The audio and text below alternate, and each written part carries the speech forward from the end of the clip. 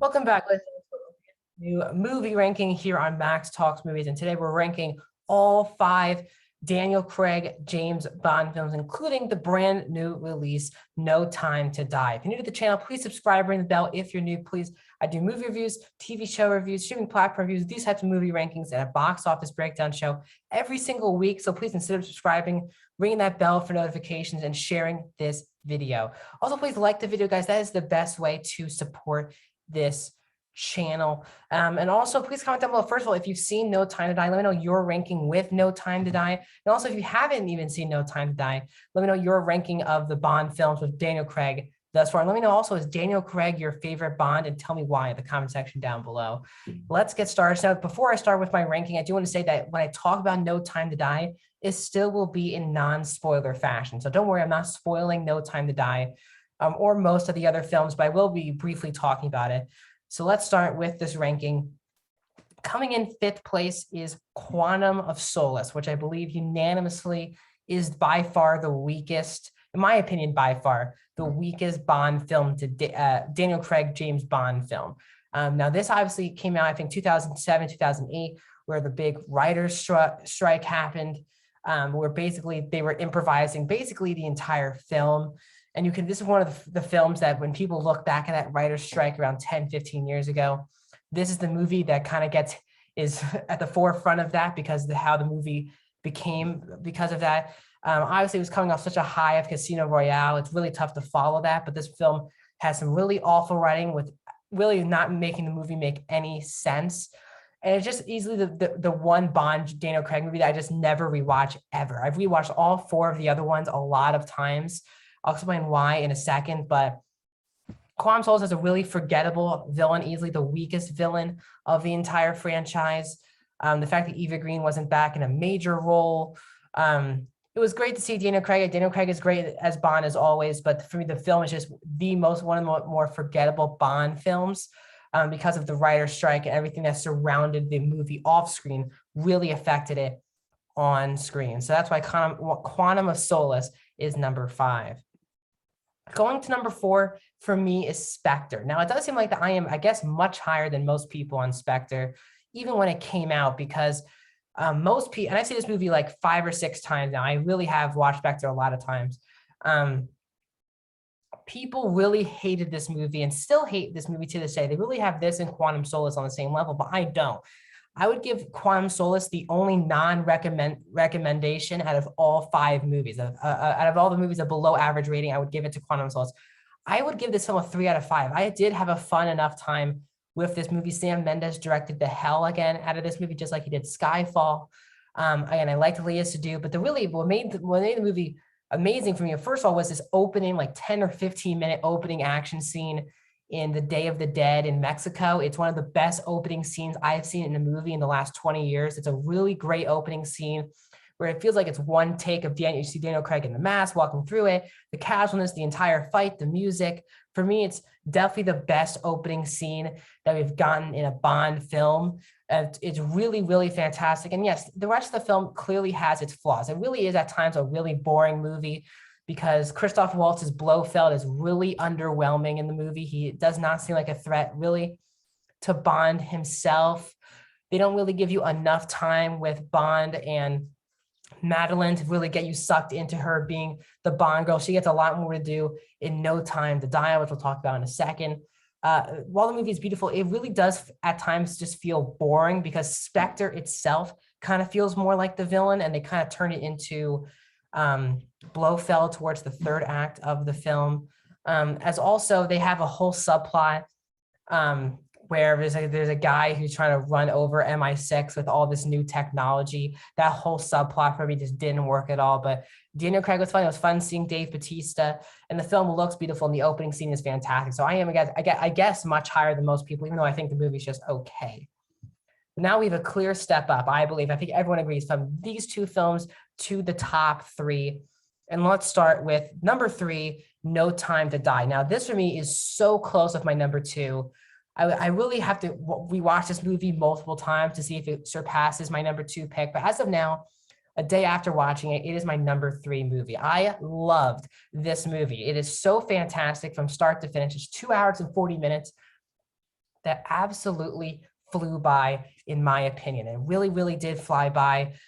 Daniel Craig, this might be his best Bond performance to date. It's a really fantastic performance. As I said, Léa Seydoux, who didn't really have a lot to do in Spectre, her character was pretty blah. In Spectre has a lot more to do with not just acting wise, but story wise. She not just is we're really given a clear reason on why Bond is leaving MI6 to be with this woman. You really understand that. And you also understand why she is so crucial to this story throughout the film. While I think Rami Malek's character is by far the weakest character in the entire film, he still has a threatening presence when he is on screen to keep it at least intense when he is on screen. But the whole cast is really fun. LaShonda Lynch as the new 007 was really, really fun in the movie, and her banter with Craig was great. Ana de Armas seals the entire movie with her one sequence of Bond in Santiago. Jeffrey Wright, Naomi Harris, Ben Whishaw, Ray Fiennes, they're all really great. And it really is by far the best swan song or best goodbye to an actor we've seen in the Bond franchise. Really, Connery, Dalton, Brosnan, they all just had really rough endings to their Bond career. And I felt like Daniel Craig went on such a high note here, really well directed as well from Fukunaga. So I really did love this movie from start to finish. If you want to see my full review of this movie, which is like 13 minutes long, non-spoiler, you can click the link at the end of the video. I'll leave a link to my review from yesterday. Let's go into number 2, and that is Skyfall. As I said, I was really battling. I was really thinking this was above Skyfall, and I slept on it, and I believe Skyfall is the better movie slightly, in my opinion, than No Time. I love Skyfall. I think it might have the strongest, one of the best villains in the Bond franchise with Javier Bardem, and the whole story between M, Judi Dench's, and Daniel Craig. It really does work in this film, how it really is built up a relationship from Casino Royale now into this movie. And again, you really understand why M is going out of her way to go and have Bond do recon undercover, because at this point in this movie, you don't know who to trust in this movie. You don't know if you can trust Moneypenny, you know, if you can trust most of the people in the movie.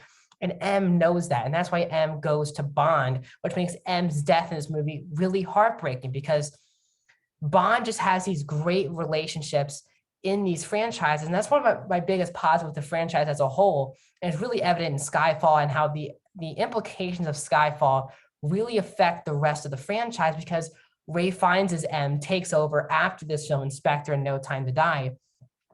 And you can just see how different of a relationship the two different M's were with Bond, how he was really close with Judi Dench's M, and they had a really tight relationship, and she really trusted him.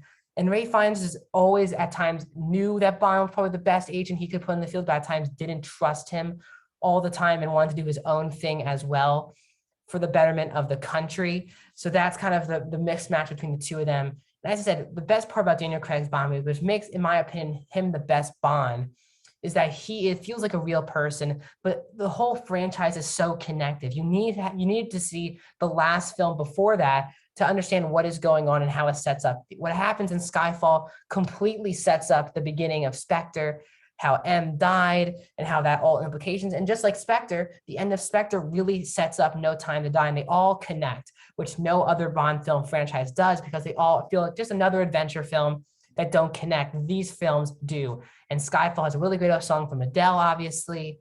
I said Javier Bardem is really intense in this movie. He's really fantastic, and his banter with Craig is also fantastic. But let's move into number 1, and for me, the best Bond film of all time, from the best Bond and the best film in this franchise, which is Casino Royale in 2006. Can't believe it came out that year ago. Again, 15 years, Daniel Craig playing this character in 5 films. The first origin story for James Bond is done so fantastically by director Martin Campbell, who delivers an excellent film with probably the best Bond villain, with Mads Mikkelsen coming in here, and just such intense poker scenes that then lead to obviously the action that we all know from a James Bond film. But this film is very different, one of the most unique original James Bond films today, because there's not just the gadgets. This is how James Bond becomes James Bond at a pretty minor scale. Eva Green, I believe, is the best Bond woman of the entire franchise. Her relationship with Craig's Bond has effects all the way until No Time to Die, until the opening sequence of No Time to Die, where Bond goes to her grave. he still hasn't gotten over Eva Green's character, even back from 2006. So Eva Green for me by far is the best Bond girl, and she also has the best dynamic with Bond in the entire franchise from a Bond woman point of view. As I said, Matt Nicholson is probably the best Bond villain to date. He's really intense, but really it's a subdued, really beautiful performance. And Daniel Craig takes over Bond in such a beautiful way. It's a really great movie with great poker scenes, but also just great action set pieces as well. Jeffrey Wright as Felix, who comes back in No Time to Die. He's also a really great friend to him during this film. So overall, that's my ranking. If you go back from 5 to 1, number 5, I have Quantum of Solace. Number 4 is Spectre. Number 3 is No Time to Die. Number 2 is Skyfall. And number 1 is Casino Royale. That's my film. And I do believe strongly that Daniel Craig is the best Bond. I cannot wait. I really am nervous to see what they do next with the franchise. I can't talk about that unless I talk about spoilers of what I would like out of a particular character in No Time to Die, if that person could carry the Bond mantle. But overall, I really did love James Bond's franchise. Yes, it has its ups and downs when you have Quantum Solace and Spectre, but its ups were some of the best Bond films of all time. So that's my thoughts on Daniel Craig's Bond ranking. Let me know your thoughts. Do you disagree with me? Agree with me in the comment section down below. Like the video. If you want to see my full review, non-spoiler of No Time to Die, click that link right there. If you want to see my other movie reviews of the year, click it right there. And also, if you want to see my other movie franchise rankings, including Pirates of the Caribbean, Harry Potter, Spider-Man, many, many more, you can click that link right there. I'll see you guys soon.